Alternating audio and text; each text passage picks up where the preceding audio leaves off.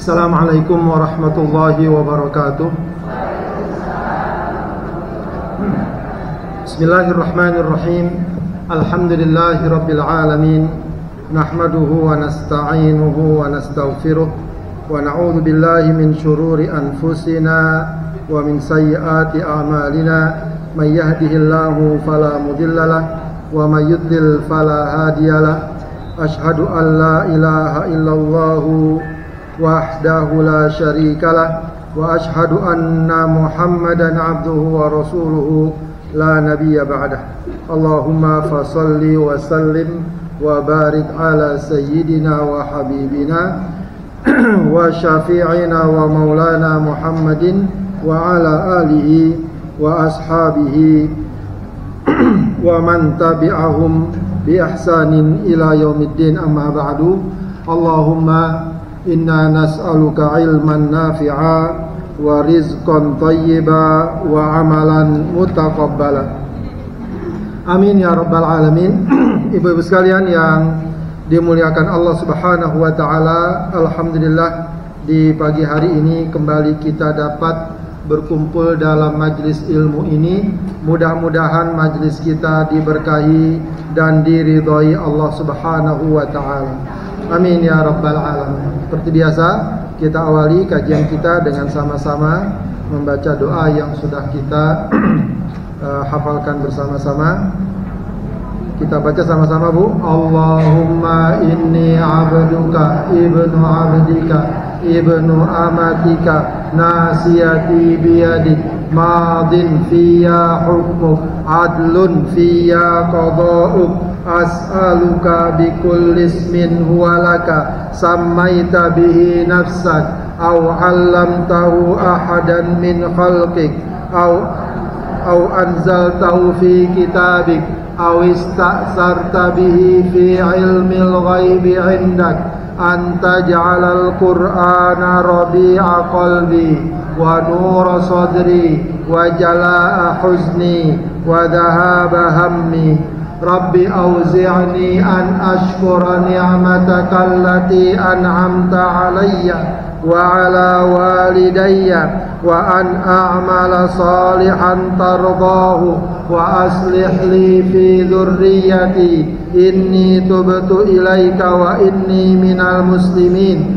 Allahumma kfini bihalalika an haramik wa aghnini bifadlika amman siwak. Allahumma inni as'aluka al-afiyah fid dunya wal akhirah. Allahumma inni as'aluka al-afwa wal afiyah fi dini wa dunyaya wa ahli wa mali. Allahumma astur awrati wa amin rawati. Allahumma ihfazni min bayni yadayya wa min khalfi wa an yamini wa an shimali wa min fawqi wa a'udzu bi'azamatika an ughtala min tahti. Allahumma ij'al fi qalbi nura wa fi basari nura wa fi sam'i nura wa an yamini nura wa an yasari nura wa fawqi nura wa tahti nura wa amami nura wa khalfi nura waj'al li nura. Amin ya rabbal alamin. Ibu sekalian, alhamdulillah kita kembali dapat hadir bersama dalam majelis ilmu ini untuk melanjutkan kajian-kajian kita dalam mempelajari ayat-ayat Allah Subhanahu wa taala, mentadabburkannya, dan mudah-mudahan dapat memotivasi kita juga untuk mengamalkannya. Sebelumnya tentu kita kembali ucapkan takziah kita, bela sungkawa kita kepada saudara kita dan juga termasuk jamaah dari Majelis Taklim Al-Muhajirin, Ibu apa namanya? Ibu Sri ya, yang ditinggal wafat oleh cucu yang tercinta dan juga kebetulan orang tuanya sahabat saya juga ya. Dan ini tentu adalah peristiwa yang sangat menyedihkan ya, bahkan juga ada 2 orang lain yang wafat dalam kecelakaan yang terjadi pada hari Ahad kemarin ya. kita mohon kepada Allah Subhanahu wa taala semoga almarhum mendapatkan rahmat dan ampunan Allah, dilapangkan kuburnya dan dijadikan kuburnya raudhah min riyadil jannah, dan juga keluarganya semoga Allah berikan kesabaran, Allah berikan kekuatan, Allah berikan keteguhan untuk menerima musibah ini dengan sebaik-baiknya. Allahumma ighfir lahum warhamhum wa'afihim wa'fu anhum. Baik, Ibu-ibu sekalian yang dimuliakan Allah, kita pada hari ini akan memulai tafsir dari surat yang baru. Kemarin kita udah selesai membahas tafsir surat An-Nur. Perlu ujian nggak Bu? Nggak perlu ya Bu ya. Anggap saja sudah Pak, sudah paham. Baik, sekarang kita akan membahas surat yang baru, yaitu surat Yusuf. Surat Yusuf. Surat ini juga surat yang mengandung kisah yang sangat menarik. Bahkan dalam Al-Quran disebut ahsanal qasas, kisah yang paling indah dan paling bagus. Tentu saja bukan berarti kita hanya sekedar menikmati kisahnya. Dalam Al-Quran memang banyak kisah, tapi Al-Quran bukan buku cerita.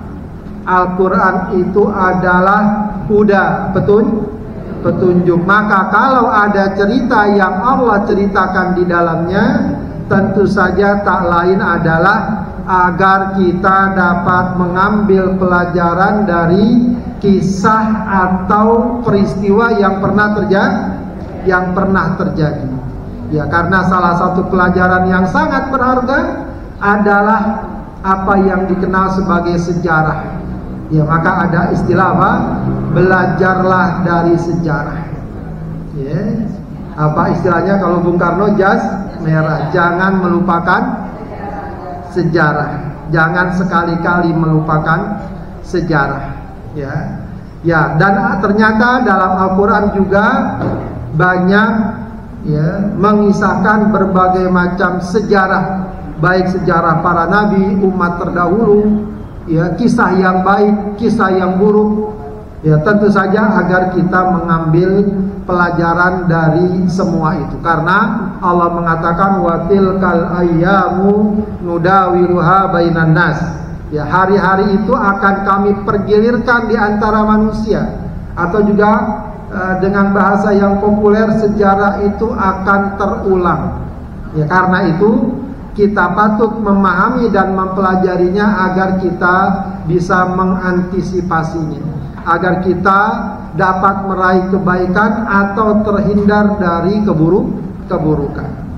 Baik, Ibu sekalian yang dimuliakan Allah Subhanahu wa taala, surat Yusuf ini termasuk surat pertengahan. Jadi ada kelompok surat namanya Al-Mi'in atau Al-Mi'un. Bukan Bang Mi'un, bukan. Dari kata-kata apa tuh Al-Mi'un? Mi'ah. Berapa mi'ah Bu?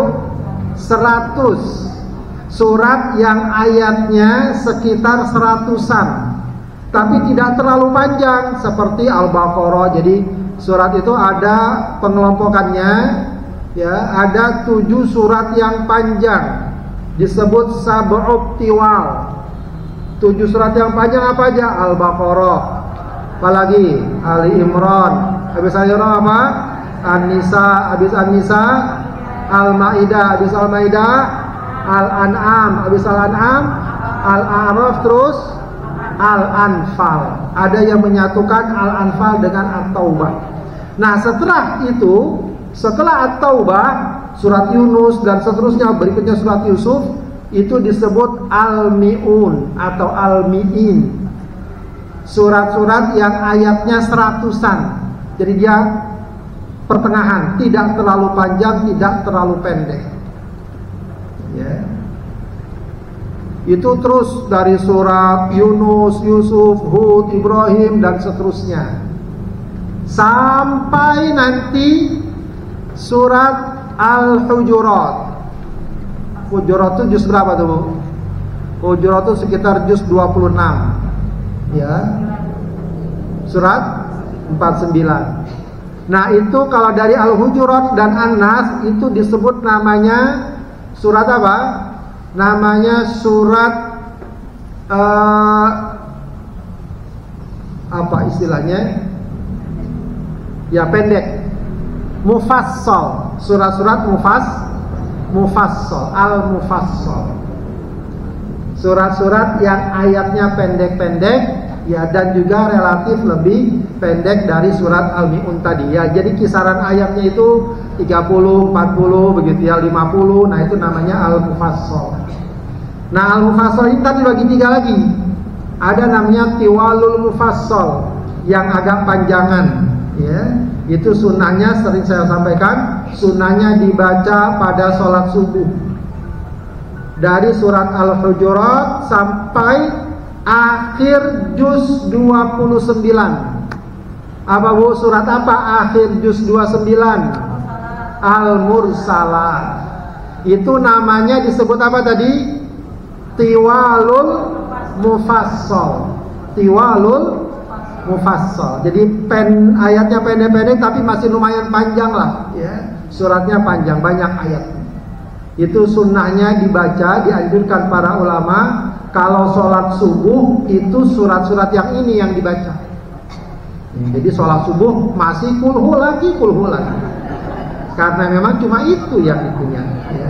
Makanya hafalannya ditambah, mulai hafalkan surat Tabarok, surat Al-Qalam, Al-Mujadilah, agar kalau kita sholat subuh bisa kita baca.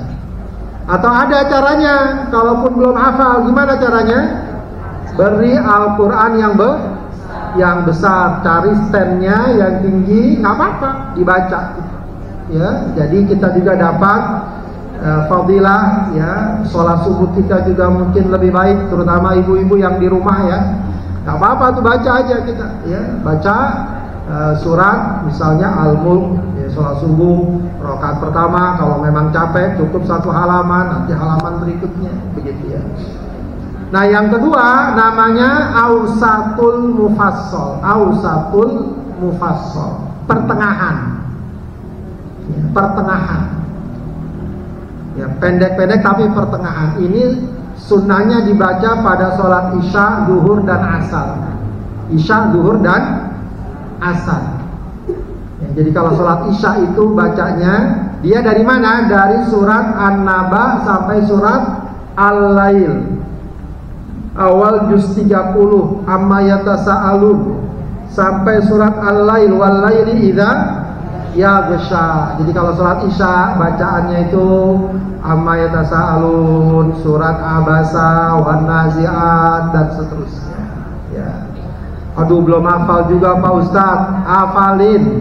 Bismillah, niat, hafalkan. Cari guru, saya mau hafalin An-Naba, ya, minimal, ya baguslah kita. Kalau orang-orang hafalnya 30 juz, minimal kita apa? Juz 30, ya. Gak apa-apa, beda-beda beda banyak, bukan beda dikit, ya. Juz 30 coba tuh kita niatin, ya, biar hafal, ya. Sedikit-sedikit nggak apa-apa, ya. Nah yang terakhir itu namanya Qisarul Mufassal, surat-surat yang pendek, yaitu dari Ad-Duha sampai An-Nas, An-Nas. Nah itu yang sunnahnya dibaca pada sholat maghrib, maghrib. Baik, Bapak sekalian, surat Yusuf ini, surat Al-Mi'un ini yang 100-an ayatnya ini, dia surat Makkiyah, dia bukan Madaniyah, surat Makkiyah, ya.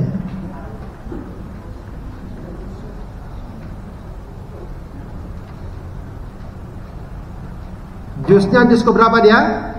Surat Yusuf juz 13. Surat ke urutan suratnya ke-12.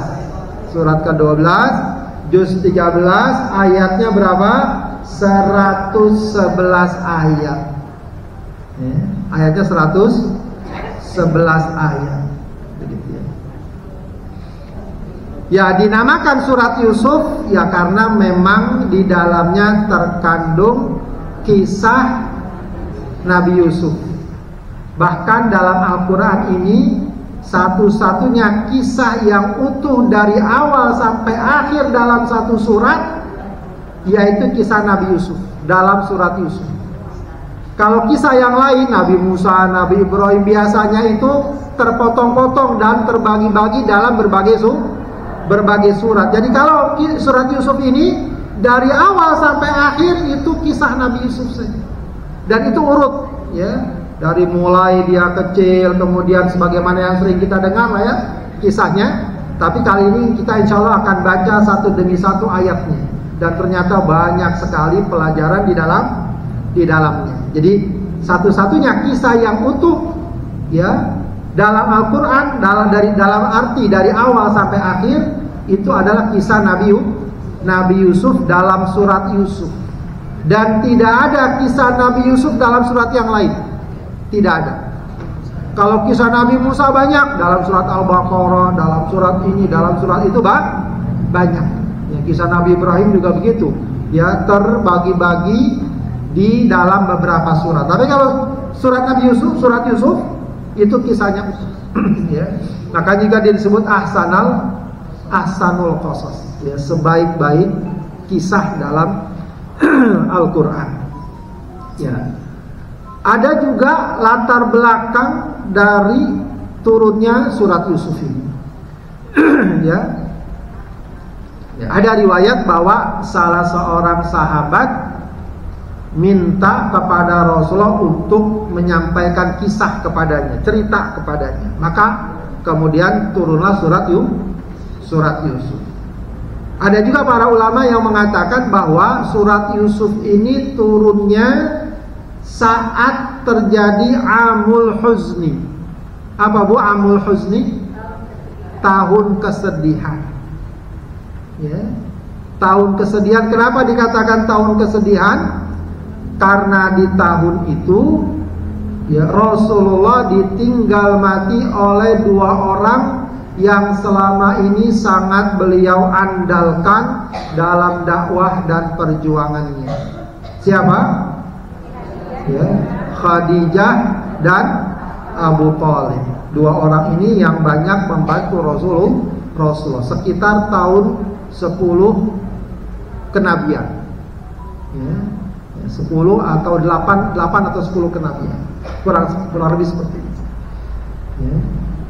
Sementara orang kafir Quraisy semakin keras dan besar permusuhannya, Rasulullah ditinggal mati oleh kedua orang yang dia cintai. Tentu saja manusiawi, sedih, ya merasa, ya kalau bahasa kita shock gitu ya, atau berat. Namun kemudian Allah turunkan surat Yusuf, ya, yang dapat diartikan sebagai hiburan, sebagai juga pelajaran bahwa apa yang kamu alami, kesulitan dan beratnya tantangan ya dalam menyampaikan risalah dakwah ya serta permusuhan yang berat itu sudah juga dialami oleh para nabi sebelumnya ya, termasuk Nabi Yusuf alaihissalam yang kalau nanti kita lihat perkembangan perjalanannya sangat pasang surut, penuh dengan ya kalau bahasa sekarang apa? Penuh dengan drama. Tapi bukan drakor ini. Ya. Beda. Kalau ini asli ceritanya. Ya, dan orangnya mulia. Begitu ya. Ya, karena itu juga para ulama banyak mengatakan bahwa kisah Nabi Yusuf itu ya secara garis besar banyak kesamaan dengan kisah Rasulullah SAW. Jadi perjalanan Nabi Yusuf banyak ada beberapa poin kesamaan. Di antaranya apa? Nabi Yusuf menghadapi konspirasi saudara-saudaranya. Ya. Rasulullah menghadapi konspirasi kaumnya. Ya, jadi Nabi Yusuf menghadapi itu permusuhan, ya segala apa namanya kelicikan atau ya, keburukan dari saudara-saudaranya, sementara Rasulullah menghadapi juga konspirasi permusuhan dari kaumnya, ya juga saudara-saudaranya juga, begitu ya. Nah, kalau Nabi Yusuf terkenal kisahnya bagaimana dia masuk ke dasar sumur. Rasulullah masuk ke Gua Hira, ya dari segi zahir ada keserupaan, ya, tempat yang sempit, tempat yang jauh, tempat yang gelap dan semacamnya. Ya. Nabi Yusuf masuk penjara, ya. Namun akhirnya ya, dapat masuk istana. Jadi dari penjara ke istana.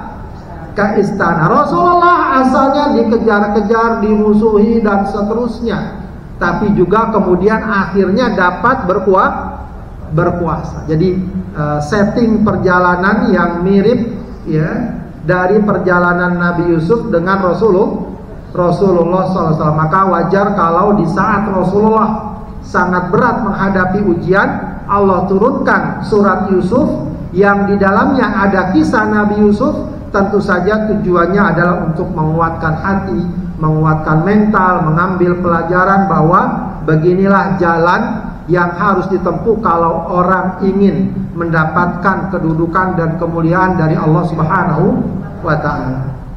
Baik, Bapak sekalian, kita coba baca beberapa ayat dari surat Yusuf ini, ya. Silakan kalau ada mushaf atau dari aplikasi dibuka. A'udzubillahi minasyaitonirrajim. Bismillahirrahmanirrahim. Alif lam ra, tilka ayatul kitabil mubin. Inna anzalnahu Qur'anan Arabiyya la'allakum ta'qilun. Nahnu naqussu 'alaika ahsanal qasasi bima awhayna ilaika hadzal Qur'an wa in kunta min qablihi laminal ghafilin. Ya. Sampai di situ dulu, kita lihat. Bismillahirrahmanirrahim. Alif lam ra. Ya. Ini ayat seperti ini sering kita jumpai dalam beberapa surat Al-Qur'an. Ya. Bacanya pun juga khas, ya.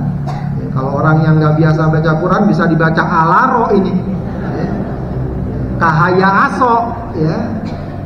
Jadi dia dibaca utuh sebagaimana hurufnya, alif lam ra, gitu ya. Dan dia ini, ayat seperti ini hanya terdapat di awal surat. Makanya disebut, istilahnya apa, Bu?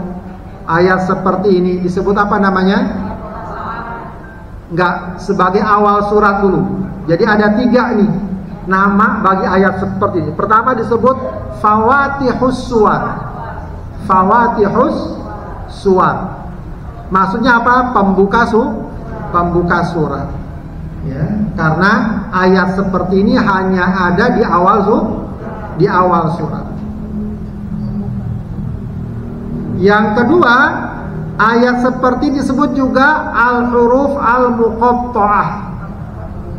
Al-huruf al-muqatta'ah. Ayat yang terdiri dari huruf yang terputus-putus.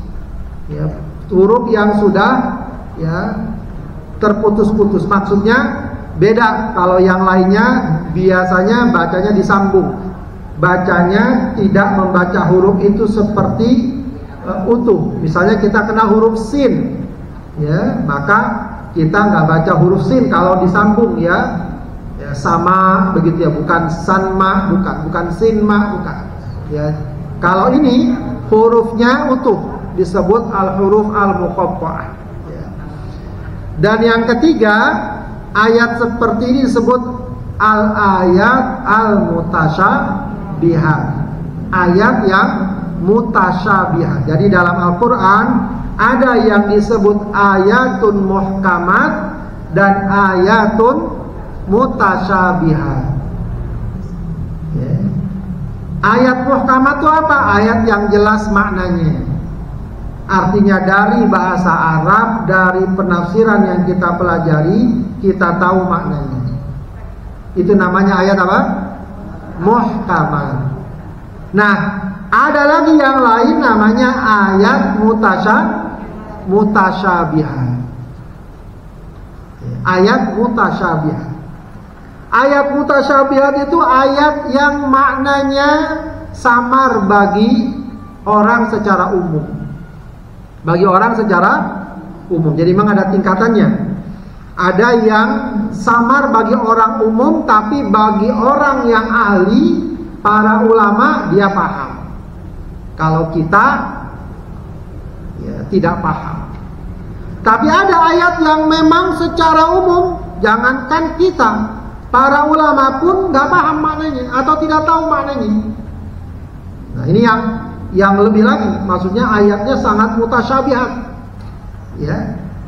Termasuk diantaranya ayat seperti ini, Alif Lam Ra, ya. Makanya umumnya dalam kitab-kitab tafsir ayat seperti ini itu dijelaskan oleh para ulama seperti dalam tafsir Al-Jalalain, ya. Apa penjelasannya? Allahu a'lamu bimuradihi. Allah yang lebih mengetahui maksudnya. Jadi udah, apa artinya Allahu a'lam? Bahasa kita Allahu a'lam. Nggak tahu kita artinya. Allah yang lebih tahu. Ya, karena Rasulullah sendiri nggak menjelaskan apa artinya. Ya, tidak ada juga petunjuk lain. Ya, memang ada yang mencoba-coba mengartikan dan menjelaskan, tapi tidak kuat landasan. Maka lebih hati-hati, lebih aman ayat seperti ini tidak diartikan. Cukup kita katakan Allah yang lebih tahu maksudnya. Nah, bisa jadi ada pertanyaan, kalau nggak tahu maksudnya, nggak tahu ada artinya, buat apa ayat ini Allah sampaikan? Buat apa ada ayat ini dalam Al-Quran? Ya. Para ulama mengatakan ayat ini punya banyak pelajaran. Ayat seperti ini. Pertama apa? Untuk menguji keimanan kita kepada Al-Quran. Bahwa Al-Quran adalah kalamullah. Ya. Yang kita yakini dan kita imani. Ya. Bahkan walaupun kita tidak tahu mananya, ketika kita yakin itu adalah Al-Quran dan tentu dari orang yang dipercaya sampai ke kita, maka kita imani dia adalah Al-Quran walau tidak kita tahu maknanya. Yang kita nggak tahu maknanya kita imani, apalagi yang kita tahu maknanya. Yang kita tahu maknanya sangat baik, sangat agung, sangat mulia, ya. Apalagi begitu ya. Toh yang tidak kita tahu pun, atau ayat yang maknanya tidak diketahui pun hanya beberapa saja. Selebihnya, sebagian besar maknanya sudah dijelaskan para ulama, tujuannya sudah dijelaskan para ulama, maka hendaknya kita iman. Ya. Ada juga yang mengambil hikmah kenapa ada ayat seperti ini, ya, yang tidak diketahui maknanya. Ya, ini untuk menunjukkan salah satu keistimewaan Al-Quran dibanding bacaan yang lain. Apa keistimewaan Al-Quran dibanding bacaan yang lain? Ya, Al-Quran adalah bacaan yang sekedar kita baca dapat pahala. Sekedar kita baca, walau tidak tahu maknanya. Ya, kadang-kadang suka ada yang nanya, emangnya baca Quran kalau nggak tahu maknanya dapat pahala? Ada yang bilang nggak dapat pahala. Salah pendapat itu. Ya, ada yang bilang apa? Percuma baca Quran kalau nggak tahu maknanya. Nggak percuma. Kita katakan tidak percuma. Baca Quran sekedar kita baca dapat pahala. Bahkan kalau dalam hadisnya hitungannya bukan hitungan global, bukan hitungan borongan. Baca Quran sekaligus gitu, tidak. Satu-satu dihitungnya. Ya, kata Rasulullah apa? La aqulu alif lam mim harfun. Aku tidak mengatakan alif lam mim itu satu huruf, tapi alifun harfun, lamun harfun, mimun harfun. Alif satu huruf, lam satu huruf, mim satu huruf. Satu-satu dihitung. Satu-satu dicatat pahalanya, dan setiap satu huruf akan dibalas berapa?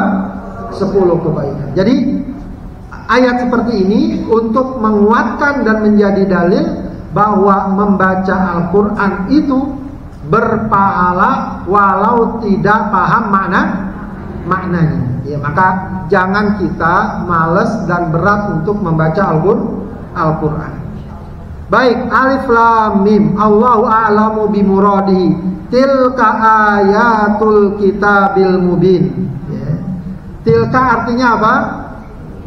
Itu ya, isim isyarah. Ini yang belajar bahasa Arab. Tilka isim isyarah lil ba'id apa lil qarib?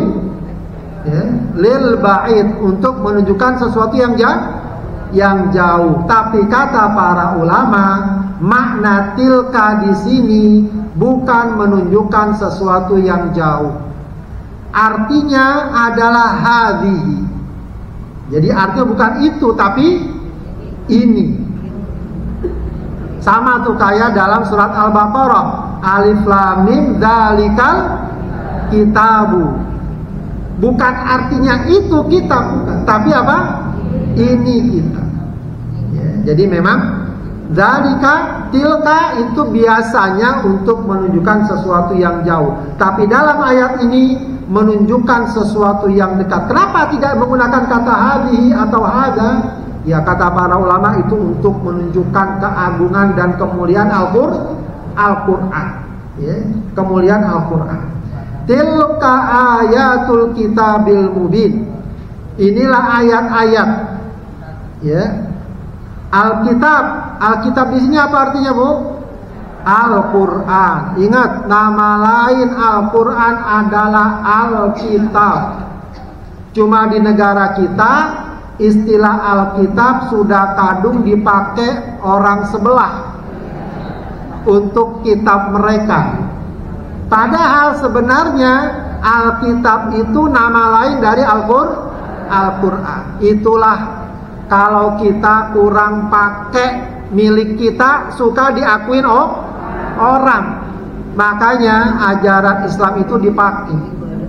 Ya, karena kalau tidak jadi asing di kalangan orang Islam, padahal orang lainnya nanti yang pakai. Ya, maka ajaran Islam itu banyak, lengkap, kita pakai. Dari mulai kita beribadah, ya, dari mulai kita mensucikan hati, berakidah, ya, kemudian nanti sehari-hari dipakai, ya, agar dia kita kenal dan kemudian dikenal oleh kaum muslim. Ya, jadi Alkitab itu nama lain dari Al-Quran. Ya, alif lam ra, inilah ayat-ayat dalam Al-Quran. Wal idhofa bima'na min. Idhofa ini yang maknanya adalah min, ya, dari. Maksudnya ayat-ayat dari Al-Quran al-mubin, yang jelas. Apa maknanya al-mubin? Al-mudhhir lil haqqi minal batil. Ya, yang menjelaskan, ya, al-haq. Mana al-haq, mana al-batil. Jadi Al-Quran ini adalah penjelas agar kita tahu mana yang benar, mana yang tidak, mana yang hak, mana yang batil. Ya, maka hendaknya kita betul-betul, ya, menjadikan Al-Quran sebagai pedoman kita, karena dengan demikian kita akan dapat membedakan mana hak dan mana yang batil. Kemudian Allah katakan lagi, inna anzalnahu Qur'anan Arabiyyan. Ya, kami turunkan dia Al-Quran Qur'anan Arabiyyan. Al-Quran dengan bahasa Arab. Arabiyan ay bi lughatil Arab. Jadi Al-Quran memang turun dengan bahasa Arab. Ini memberikan makna bahwa bahasa Arab adalah bahasa yang paling utama dalam Islam. Bahasa yang memiliki kemuliaan. Ini bukan soal rasis, bukan soal apa istilahnya kita sekedar sok-sokan Arab, tidak. Sebab Al-Quran ini, Bapak Ibu sekalian, itu sudah Allah pilihkan segalanya menjadi yang terbaik. Allah pilihkan apa saja yang berkaitan dengan Al-Quran, maka dia merupakan yang terbaik. Allah pilihkan. Al-Quran turun kepada manusia. Manusia terbaik atau bukan? Terbaik. Rasulullah Sallallahu Alaihi Wasallam. Allah pilihkan juga yang membawa, menurunkan ayat Al-Quran di antara malaikat. Siapa malaikatnya? Malaikat Jibril. Siapa malaikat terbaik? Malaikat Jibril. Allah pilihkan bulan diturunkannya Al-Quran. Bulan apa? Ramadan, bulan yang terbaik. Allah pilihkan malam. Malam apa? Lailatul Qadar, malam yang terbaik. Allah pilihkan negeri tempat turunnya Al-Quran. Apa? Negeri Mekah dan juga nanti negeri Madinah. Ya, tempat yang terbaik. Maka kalau disebut di sini kami turunkan Al-Quran dengan bahasa Arab, maka bahasa Arab adalah bahasa terbaik, bahasa yang mulia. Ya, karena itu ya selayaknya kita juga sedikit-sedikit bisa bahasa Arab. Paling nggak assalamualaikum dah. Lumayan bisa bahasa Arab. Makanya bagus kalau ada dorongan untuk belajar bahasa Arab. Bukan sekedar pengen jadi orang Arab, pengen, tidak ya. Karena ini bahasa yang memang dalam Islam sangat dimuliakan. Karena apa? Berkaitan dengan bahasa Al-Quran, berkaitan dengan bahasa Rasulullah Sallallahu Alaihi Wasallam. Dan insya Allah ibu sekalian, ya, kalau orang bisa bahasa Arab itu banyak pintu ilmu yang terbuka, khususnya ilmu-ilmu syariah. Ya, makanya ya mungkin kalau sudah terlanjur ya, paling tidak anaknya siapa yang sudah ada keinginan bahasa Arab didorong ya agar semangat belajar bahasa Arab. Ya, jangan terkesan bahasa Arab paling ngapain, kerjaannya cuma baca doa doang. Tidak. Ya, bahasa Arab itu bahasa yang sangat berkembang, yang sangat diterima, bahkan ya sudah banyak orang-orang di luar sana yang pandai berbahasa Arab. Mungkin ibu pernah lihat di video ada orang Korea, orang Cina, bahasa Arabnya fasih. Ya. Bahkan kadang-kadang non muslim bahasa Arabnya bagus. Ya. Kita yang kadang-kadang keteteran bahasa Arabnya. Ya. Ditanya apa, jawabnya apa. Ya. Dan seterusnya. Begitu ya. Ada cerita orang Indonesia baru datang kerja di Saudi.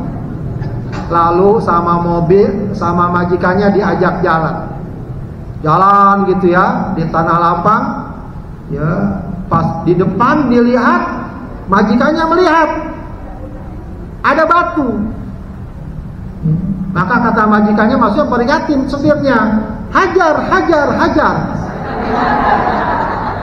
Kata supirnya, wah suruh hajar nih, langsung dihajar. Maksudnya hajar itu apa artinya? Batu, besoknya dipulangi. Itu pentingnya bahasa ya. Maka ya ini dorongan lah ya. Paling tidak kalau kita ada dorongan untuk belajar bahasa Arab, insya Allah banyak kebaikan. Al-Quran dari bahasa Arab, Rasulullah berbahasa Arab dan seterusnya ya. Baik, inna anzalnahu Qur'anan Arabiyyan la'allakum ta'qilun ya, la'allakum ta'qilun, agar kalian ya, kalian di sini kalau dalam tafsir Al-Jalalain ya ahla Makkah, penduduk Makkah, ta'qilun, agar kalian dapat memahaminya.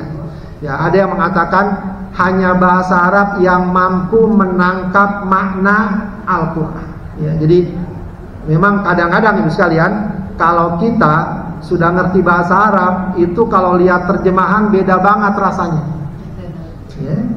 Rasanya beda sekali, tidak bisa. Memang ada terjemahan sekarang, bahkan ada tafsir, tapi akan sangat beda sekali kalau kita ngerti bahasa Arab.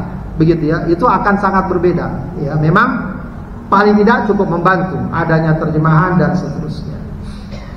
Nahnu naqussu 'alaika ahsanal qasas. Nah, ini mulai masuk nih. Kami, kata Allah, akan mengisahkan kepadamu ahsanal qasasi, sebaik-baik kisah, bima awhayna, ya, dengan apa yang kami wahyukan ilaika kepadamu hadal Quran, dalam Al-Quran, wa in kunta min qablihi laminal ghafilin, meskipun sebelumnya engkau tidak mengetahui.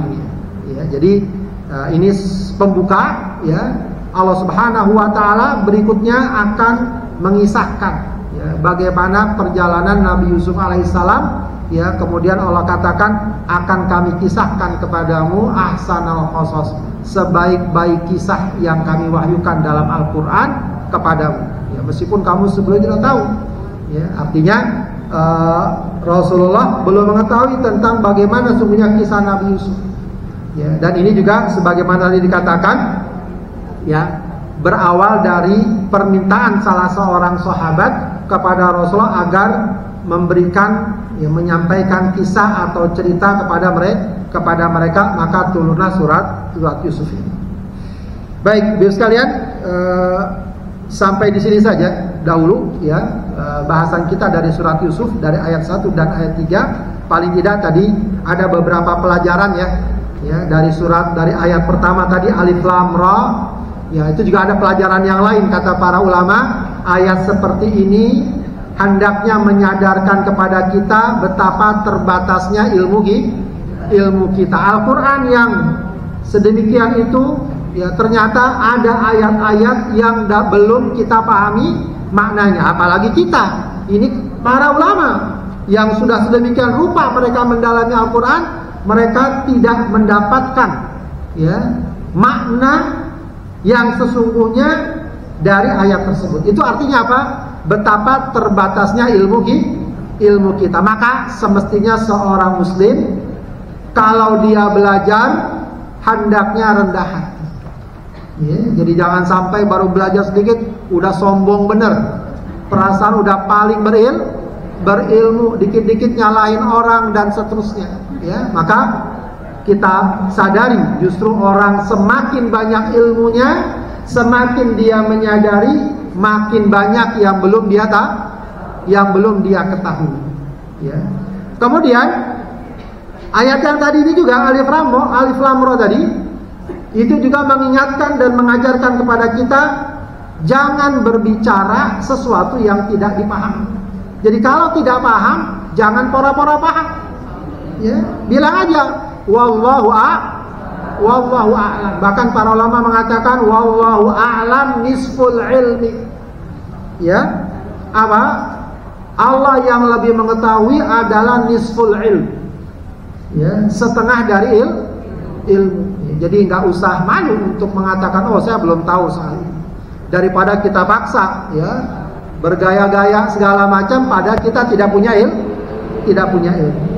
Kemudian juga sebagaimana tadi diisyaratkan, membaca Al-Quran, ya, itu walau tidak paham, ya, tetap, ya, berpahala. Tinggal perbaiki bacaannya, ya, terus tingkatkan bacaannya agar semakin bagus dan semakin sesuai dengan tuntunan dan aturan. Kemudian juga tadi kita katakan juga ayat-ayat yang kita bahas tadi menunjukkan keutamaan bahasa Arab, ya. Paling tidak, ya, kita senang bahasa Arab atau, ya, pengen, ya, jangan juga ada sebagian orang, apalagi sekarang, ya, hati-hati, ya, dengan sikap yang kadang-kadang, ya, sedikit banyak mengiring orang untuk anti Arab, ya. Memang ada orang Arab yang ngeselin, ada nggak? Ada. Yang salah ada nggak? Ada. Tapi jangan kemudian, ya, seakan-akan semuanya nggak benar, seakan-akan semuanya buruk, lalu kita digiring anti Arab. Ada orang ngomong Arab sedikit langsung diledek, ya, ngomong assalamualaikum langsung dilecehkan, ya, ngomong anak ente, nggak apa-apa, anak ente, ya, paling tidak itu ada bahasa, ya, jangan kemudian dilecehkan, ya. Mestinya seseorang, ya, bangga juga dengan bahasa Arab, bukan karena bangsa Arab sekedar bangsa Arab, ya, tapi karena kita ini muslim, kitab kita berbahasa Arab, Rasulullah berbahasa Arab, ya, dan seterusnya. Kemudian ayat-ayat yang kita baca tadi juga menunjukkan bahwa Al-Quran banyak memuat kisah, ya. Dalam Al-Quran bahkan banyak yang mengatakan bahwa Al-Quran itu sebagian besar isinya kisah, ya. Baik kisah para nabi, umat terdahulu, dan lain sebagainya. Itu lagi-lagi adalah agar kita dapat atau pandai mengambil pelajaran di balik kisah-kisah yang telah Allah Subhanahu wa taala sampaikan dalam Al-Qur'an. Baik, para hadirin sekalian, demikian, mudah-mudahan bermanfaat, ya. Kalau ada yang mau ditanyakan silakan. Langsung boleh kalau ada yang mau langsung. Silakan.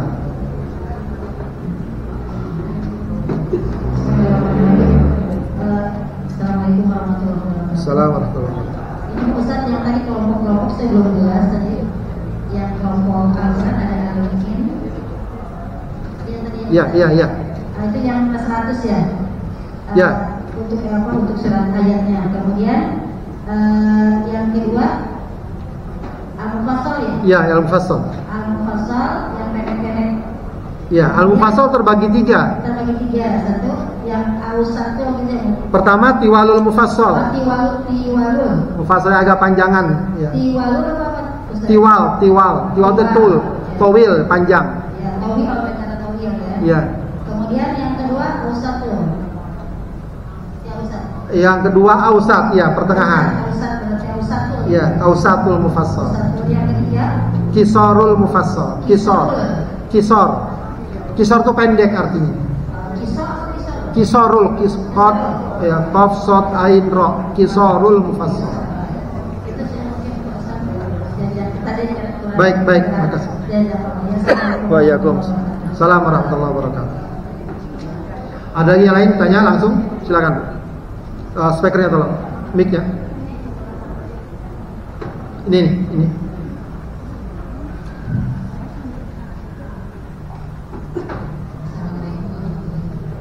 Assalamualaikum warahmatullahi wabarakatuh.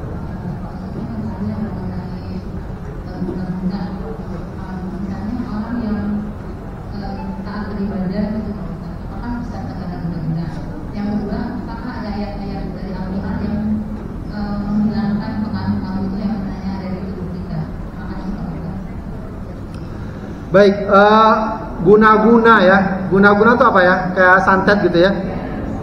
Apakah mungkin orang Islam atau orang yang dekat Al-Quran terkena santet? Mungkin saja. Rasulullah pernah kena pengaruh ya. Pernah kena pengaruh sih. Itu bagian dari ujian atau musibah yang akan dapat menimpa siapa saja. Dapat menimpa siapa. Tapi wallahu alam, orang ketika semakin dekat dengan Al-Quran, dekat dengan zikrullah, insya Allah potensi terlindungnya lebih besar. Ya, maka tetap saja ya, kita hendaknya melindungi diri kita dengan ya tadi tilawah bisa, dengan zikrullah, ya, dengan zikir-zikir, khususnya zikir-zikir yang dapat memberikan perlindungan, ya, baca Al-Kafirun, ayat kursi, Al-Kafirun, Al-Ikhlas, Al-Falaq, An-Nas, begitu ya. Baca beberapa zikir yang terkenal memberikan perlindungan, ya, Bismillahirrahmanirrahim, la yadurru ma'asmi syai'un fil ardi wala fis samai, a'udzu bikalimatillahi tammah. Yang seperti itu bagus dibaca. Itu fungsinya adalah untuk memberikan perlindungan. Adapun untuk penyembuhan juga Al-Quran bisa, yang disebut dengan ruqyah.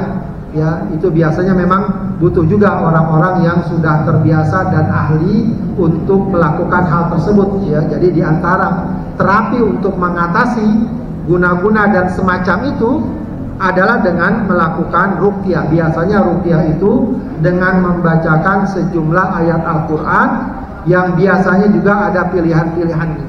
Ya, itu bisa dilakukan. Ya, kalau kita mau melakukan langsung nggak apa-apa. Ya, ruqyah mandiri.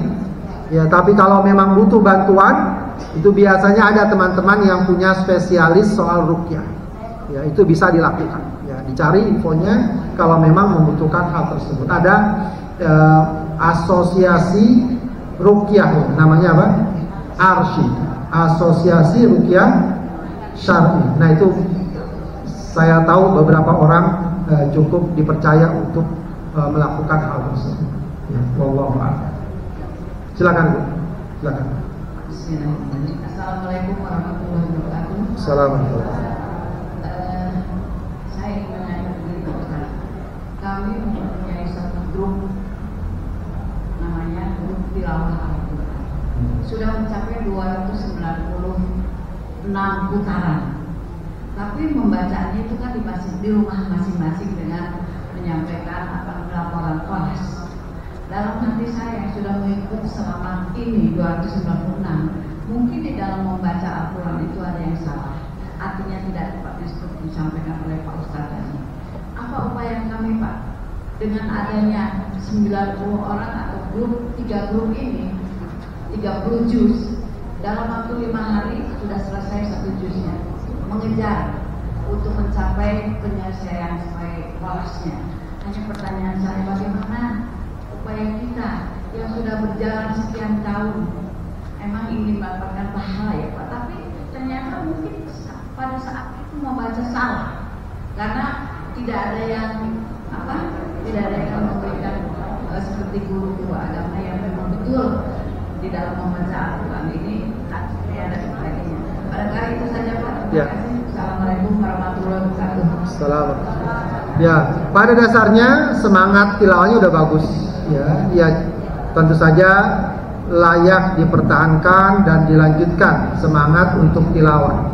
Tapi lebih bagus lagi kalau semangat itu juga diiringi dengan semangat memperbaiki bacaan jika dirasa masih ada yang kurang di sana sini. Pada dasarnya seseorang belajar Al-Quran itu tidak perlu berhenti, lanjut saja, dia ikut saja, dia cari berbagai kesempatan yang ada. Bahkan wallahu alam kalau di grup itu misalnya ditawarkan selain setoran bacaan, mungkin disediakan waktu misalnya apakah sepekan sekali untuk memeriksa bacaan masing-masing atau bersama-sama. Ya, itu bagus juga ya kalau di grup itu. Meskipun mungkin agak repot karena di WhatsApp biasanya ya. Kalau mungkin akrab dengan misalnya Zoom atau apa, bisa tuh sekali bikin pertemuan lewat Zoom. Ya, nanti masing-masing membaca ayatnya lalu diperbaiki. Ya, atau bisa di grup itu juga bisa juga sebenarnya kan pakai apa? Voice note lalu baca, betul nggak bacaan saya? Mungkin bisa dipanggil satu orang yang memiliki kemampuan tahsin ya. Jadi jangan berhenti tapi perbaiki ya. Karena kalau ada keinginan belajar, maka ketika seseorang masih terbata-bata atau berat justru tetap dapat pahala. Bahkan dikatakan pahalanya 2. Kata Rasulullah, al-mahiru bil Quran ma'as safaratil kiramil bararah. Yang pandai baca Quran akan dikumpulkan dengan malaikat mulia.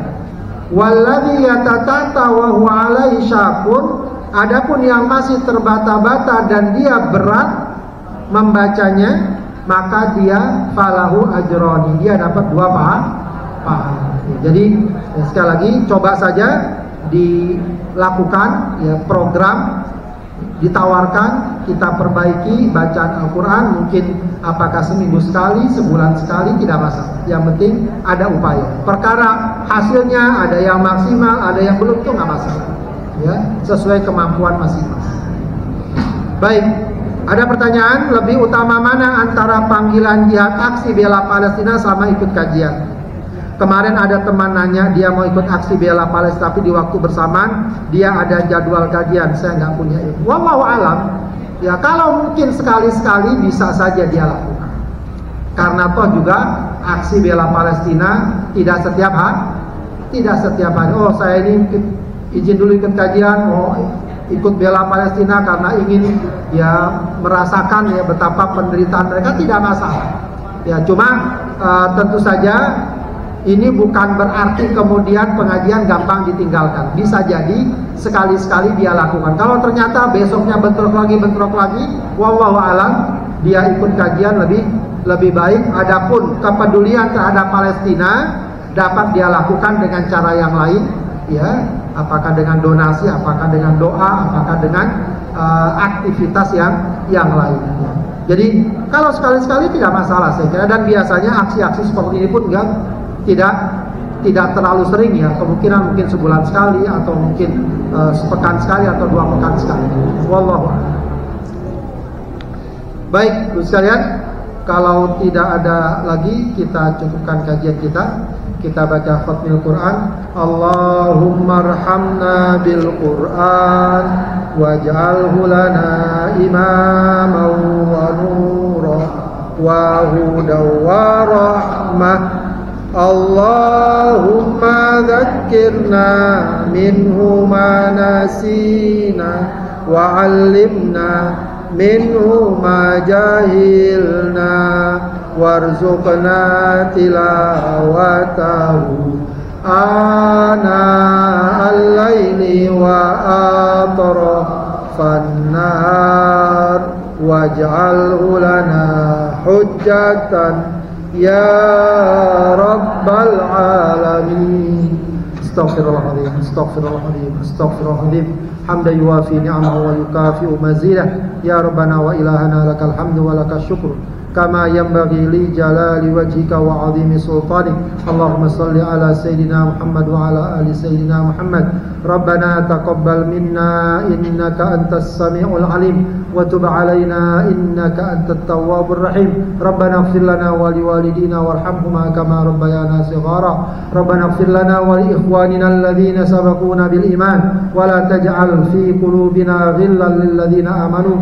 Rabbana innaka raufur rahim. Rabbana hab lana min azwajina wa dhurriyyatina qurrata a'yun waj'alna lil muttaqina imama. Allahumma arzuqna zurriyatan salihah. Allahumma arzuqna zurriyatan tayyibah. Allahumma ja'alna wa ahlana wa dhurriyyatina min ahlil Qur'an ahlika wa khassatika ya rabbal alamin. Allahumma arham mautana, Allahumma arham mautana, Allahumma arham mautana. Allahumma ighfir lahum warhamhum wa'afihim wa'fu anhum wa akrim nuzulahum wa wassi' madkhalahum wa ghsilhum bil ma'i wath thalji wal barad wa naqqihim minal khataaya kama yunqqa ath-thawbul abyadu minad danas.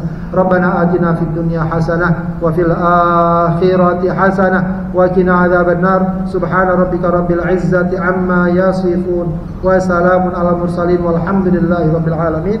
Subhanakallahumma wa bihamdika asyhadu an la ilaha illa anta astaghfiruka wa atubu ilaik. Assalamualaikum warahmatullahi wabarakatuh.